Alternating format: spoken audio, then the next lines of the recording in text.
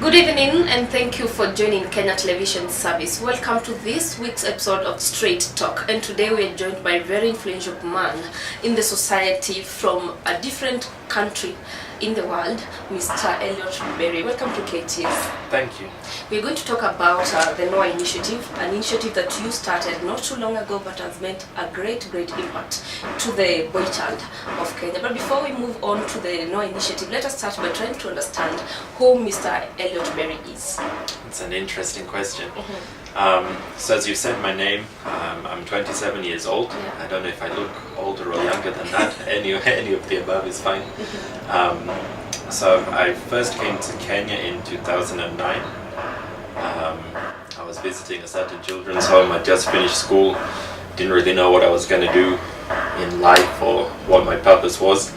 I think I was a bit of a Sumbuvu child at home. I think that's why my parents said go and visit somewhere else.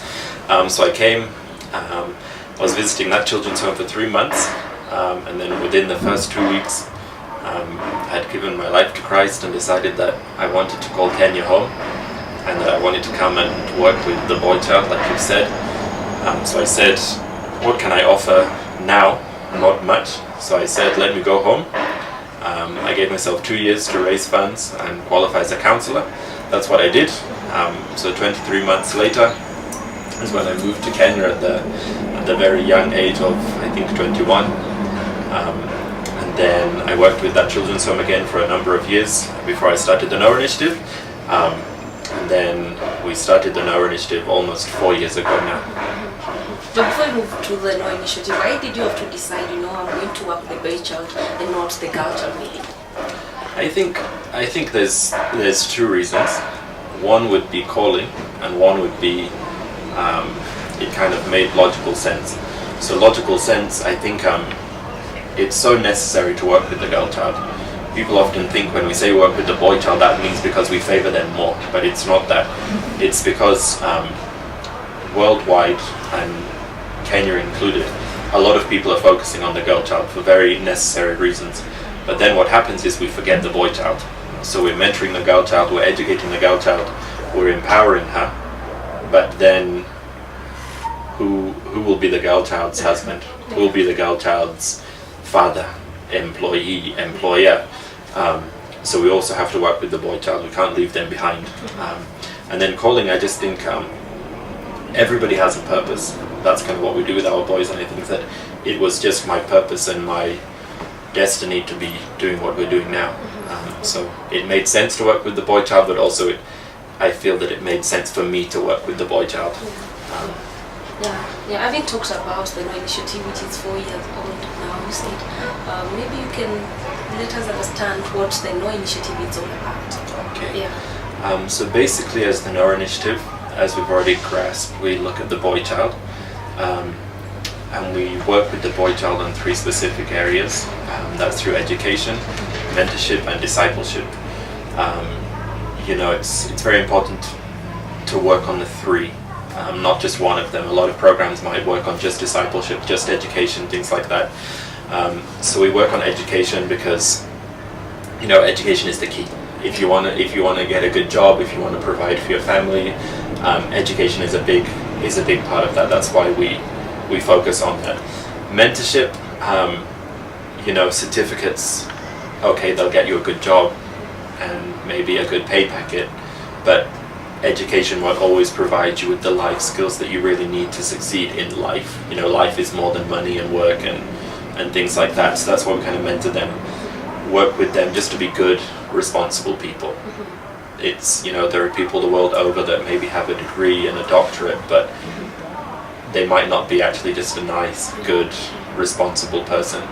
And discipleship, it's a Christian organization, so we believe that this world isn't the end. So we don't just want to look after them here, we also want to encourage them to connect with God, connect with Christ. That, however, is not forced upon them. It's completely optional.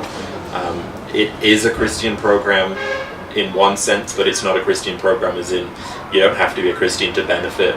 It's not counted for you or against you when we're looking to work with you. You can be an atheist, Muslim, traditionalist, any other. It's just that we're Christians and we work on Christian values, and if you want to take that path, then we would encourage that. So yeah, that's basically the three core aspects that we work on, and of course then each of those has different things that we also do during those. Is the No initiative based in any other town apart from Eldoret in Kenya? At the moment, no. But we do have a 5 and 10 and 15-year plan. So yeah, at the moment we started in Kambiteso and Kamkunji, which is within Eldoret. We now have a group of boys also in Kip Karen, which is in Eldoret. Next year we'll be starting in a place called Langas and Huruma. Once we've kind of got those up and running and financially stable, we'll then look at growing into other towns. We'll not decided whether we'll go west or east, but after Eldoret it will probably most likely be Kitale, or if we went the other way then Nakuru. Let us move back a little bit to when you were intending to start the initiative, the No initiative. What intention did you have for the initiative to? How did you want for it to operate, and is it how it is operating now? Okay. Yeah. I would say yes and no. I always like to dodge those questions. Yeah. Yes and no. Yes, it is what I expected. I wanted to help the boy child.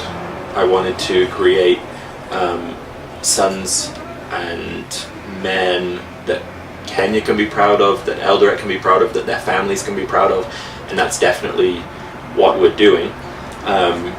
No, it's not what I expected, because I don't think you can ever know, life's a lesson. You can plan something and you can think things, but you're always learning, you're always developing. So I'd say that's how the NOAA initiative has gone. We started with 4 boys 4 years ago. Now we've got 37. We're just kind of working with them on a one-on-one basis, paying those 4 boys school fees, seeing how they were, and now it's obviously, as we've grown, obviously certain things have come into place, and that's great as well. So yes and no. Yes, we wanted to help the boy child, that's what we're doing. I don't think it's different than what I expected. I just don't think I could have ever expected what it would be. Following what you're saying, I'm sure there are challenges that you're facing, but before we move to the challenge that you faced in putting up and growing this initiative, maybe you can explain to us how the No initiative operates in terms of how you look out for the boy child, because there are so many young people, boy children out there looking for such assistance, but they don't get the opportunity to be here. So there must be a plan that you use to get the person or the child who is going to join the initiative. Yeah, so I mean, that's kind of it's different to what I expected a number of years ago, because you've said the need is great. Yeah. I mean, we're just a small little dot in the pool of need. But we have to kind of put policies and procedures in place so that we know that we're hopefully picking the boys that need it the most and can also benefit the most out of it. Every program is different, and the way that we help the boy child might be great for these ones, and then there might be another program or another approach that different people are using that might be good for them. So we look at a number of things when we're looking at a boy who we may or may not help. So one is marks. So we look, how well do they do in school? That's basically just because we often take them to secondary school. That's just to assess, can they get into school or not? And just before you move on, you can tell us from what age do you start? Because you're talking about marks. Okay. People can get marks from nursery. Yeah. So maybe you can at least put it clear. From what age do you get the boys to the initiative? Okay. So we now take boys going from Class 8 into Form 1. We used to take boys from any form and any class, but we just realized to get the most help to them and be more effective, it's better to start in Form 1. So I've mentioned the 2 groups of boys, so we work in specific geographical locations. So that's Kambiteso and Kamkunji and Kip Karen at the moment, with the new ones coming next year. So that's so number 1, they have to be going from Class 8 to Form 1. They have to be from either of those specific geographical locations which we've picked because they're needy areas. So then once we've got those two things, then we have partner organizations in each location, and that's basically where we would, not to sound too kind of clinical about it, but that's where we'd source the boys from. So they might be a church, they might be a primary school, there might be a self-help group, something like that.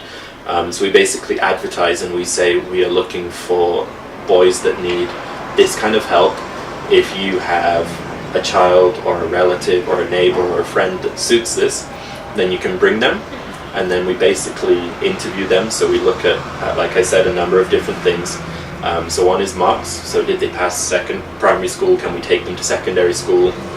Could we put them in vocational training? Things like that. We also look at attitude. You know, I always say I prefer a naughty kid than a lazy kid. You know, if it's a naughty kid, okay, yes, they might stumble and they might do the wrong things and things like that, but there's some kind of energy, there's some kind of drive there that you can really work with and steer it in the right direction. So that's the kind of, you know, you look at attitude, a number of things. Is there a spark that you can work with them? We look at talents. So you know, I always talk about myself. If I was just judged on my grades alone, I probably wouldn't be anywhere in this life. I wasn't a fan of school. So we also look at what else can they do, what are they good at, what do they like to do, what's their passion. So is that football, is that running, is that dancing, is that singing, like what kind of things do you like to do? And is it always, maybe I can cut you, is it always a full package, or can you forgo some of the things, you know, you are good at this, so let us just look at your marks?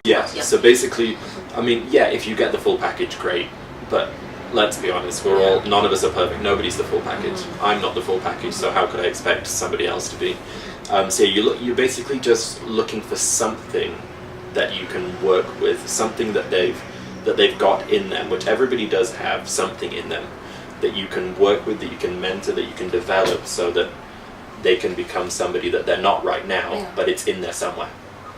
So talent, and then need. How needy are they? You know, everybody's needy.